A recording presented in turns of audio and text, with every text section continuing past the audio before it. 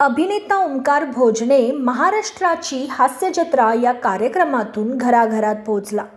त्याच्या नवनवीन पात्रांवर प्रेक्षकांनी भरभरून प्रेम केलं. सोबतच त्याच्या अनोख्या अभिनय शैलीमुळे ओमकारचं खूप कौतुकसुद्धा झालं. त्यानंतर तो सरला एक कोटी एकदा येऊन तर बघा या चित्रपटात सुद्धा झळकला. तर आता ओमकार कलर्स मराठी वाहिनीवरील हसताय ना हसायलाच पाहिजे या नव्या कॉमेडी शोमध्ये झळकणार आहे. ओमकार सोबतच चला हवा येऊ द्या फेम निलेश साबळे आणि भाऊ कदम सुद्धा दिसणार आहे. तर याच कार्यक्रमाच्या प्रमोशन दरम्यान एका मुलाखतीत निलेश साबळे यांनी ओमकार भोजनेबाबत एक गोष्ट शेअर केली. निलेश साबळेंनी जेव्हा ओमकारला विचारलं तुझा प्लॅन काय आहे आयुष्यात, तेव्हा ओमकारने त्यांना हे सगळं सोडून मी नोकरी करणार आहे असं उत्तर दिलं, कारण तो अभ्यासात चांगला आहे.